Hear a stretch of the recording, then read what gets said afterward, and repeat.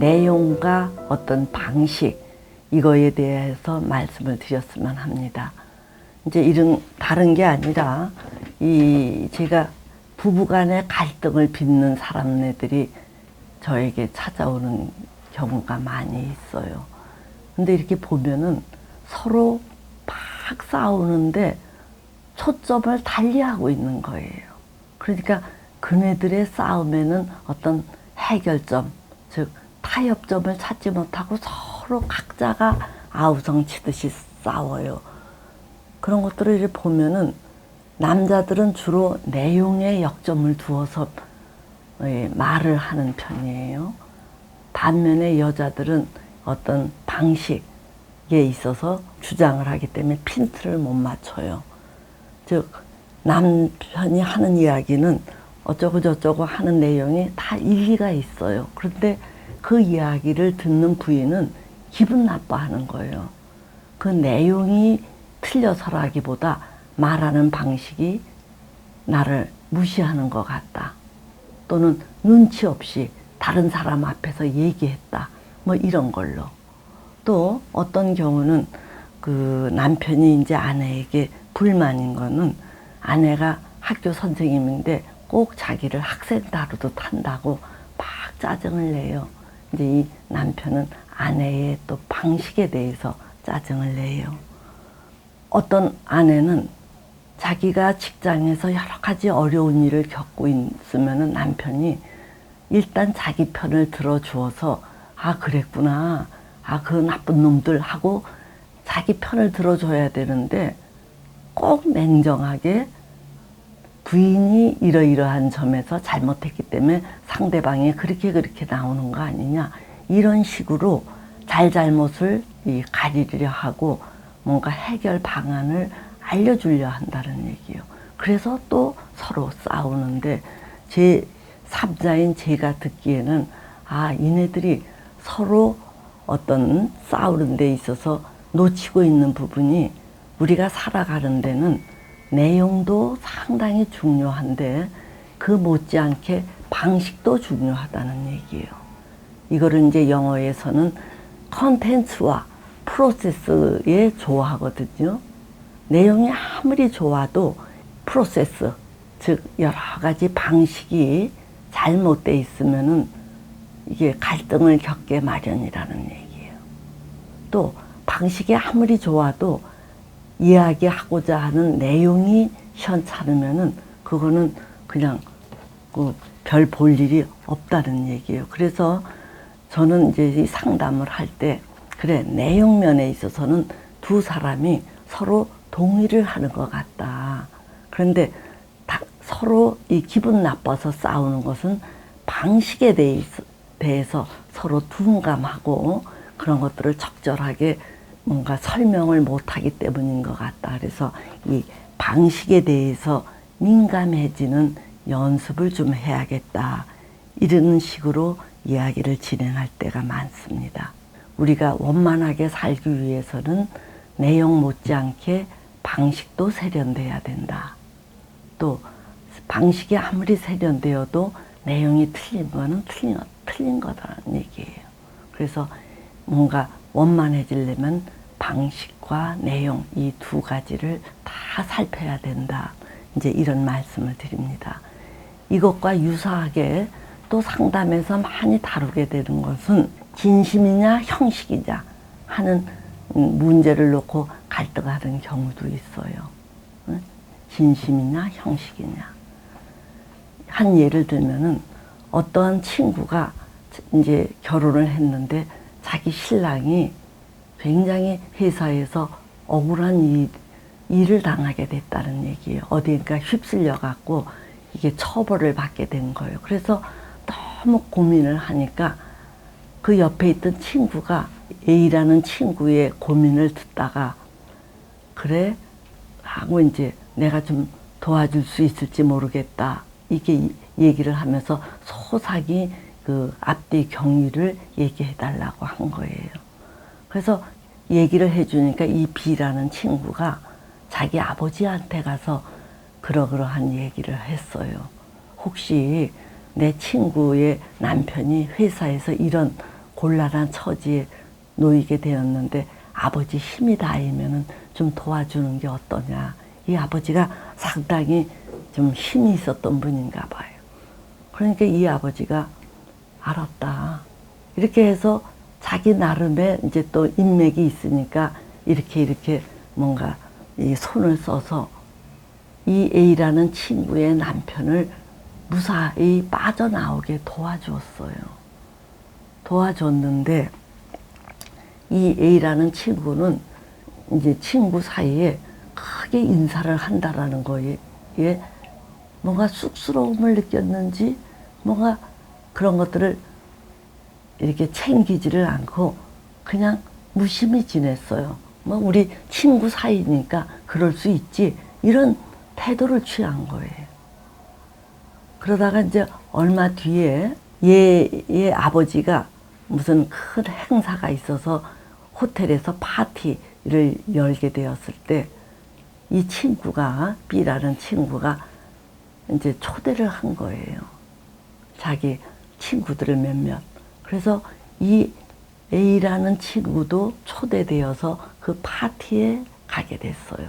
그러니까 이 A라는 친구는 이제 자기 남편이 B의 아버지에 의해서 도움을 받았기 때문에 남편도 동행을 했어요. 거기 가서 이제 파티 석상에 가서 지난번에 상당히 고마웠다고 고개 숙이고 인사를 하고 나왔거든요. 나왔는데 그 이후 이 B가 A를 상대를 안 하려고 해요. 그러니까 A는 굉장히 이제 이 B에 대해서 기분이 상했어요. 그렇게 하다가 뭔가 이렇게 마찰이 생기니까 A가 너무 분해서 참을 수가 없어서 저한테 와갖고 B의 이해할 수 없는 그 비일관적 태도에 대해서 막 욕을 해요. 그래서 제가 이게 뭔가 B는 그래도 A를 돕기 위해서 자기 아버지에게 도움을 청해서 돕기까지 했고 또 파티에도 초대를 했는데 왜 B가 A를 깨름직하게 여길까? 저도 이상해서 이제 하나하나 제가 물어봤어요. A 입에서 그 이야기가 안 나오니까.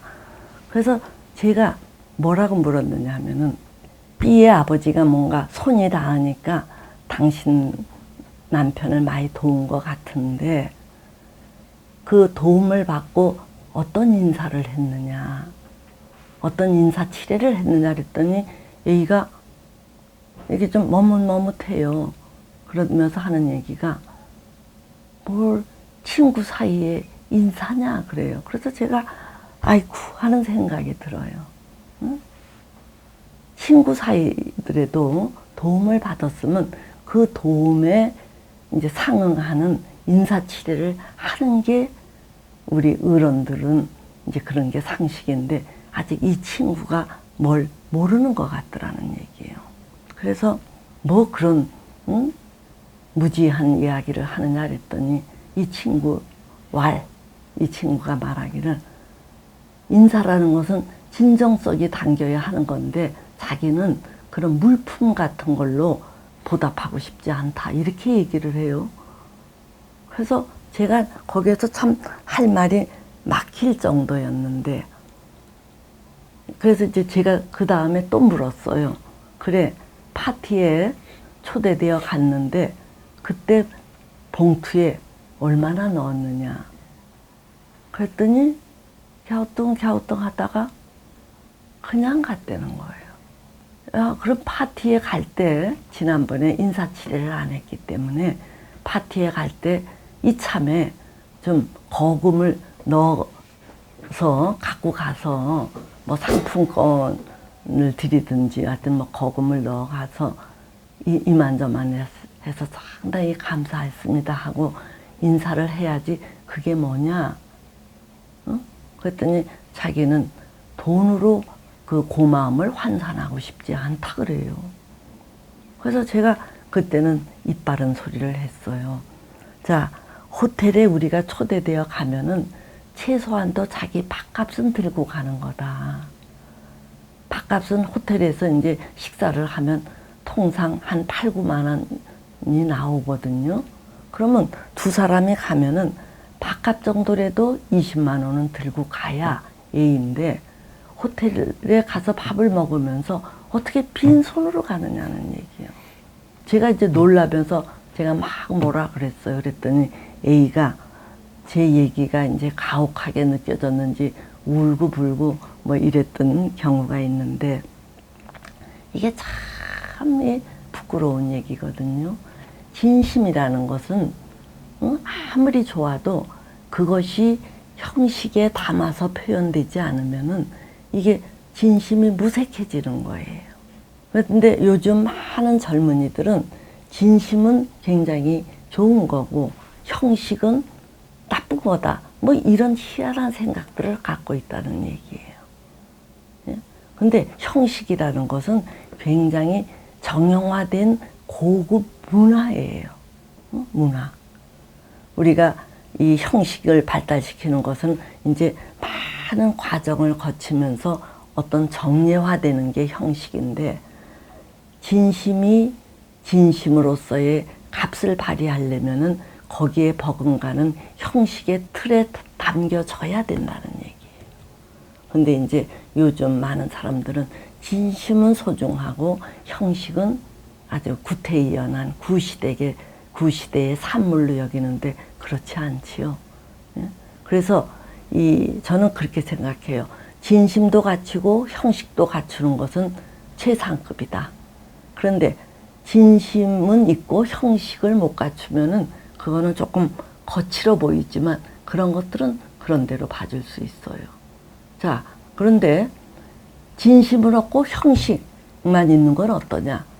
그것도 진심도 없고 형식이 있는 것보단 더 낫다는 얘기예요. 자, 그러니까 우리는 진심만 강조를 할 게 아니라 거기에 준하는 형식도 함께 따라야지 이 손해를 안 보고 밉상이 안 된다라는 것을 많은 분들이 알아주셨으면 좋겠습니다. 또 다른 예를 하나 들어볼까요? 어떤 분이 회사에서 이제 자기를 상당히 아껴주던 상사가 있었어요.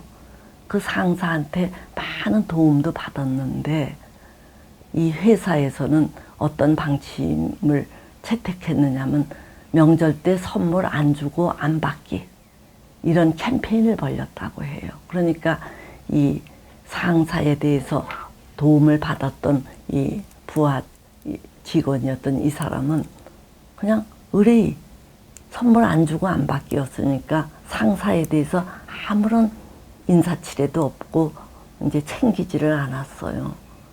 자, 그런데 얼마 지나서 이 상사가 자기를 불러서 자, 어떠한 한 사람이 금평을 잘 받아야 승진이 되는데 이렇게 보니까 금평을 부서 내에서 제일 좋은 점수를 받을 수 있는 사람은 이 A라는 남자예요.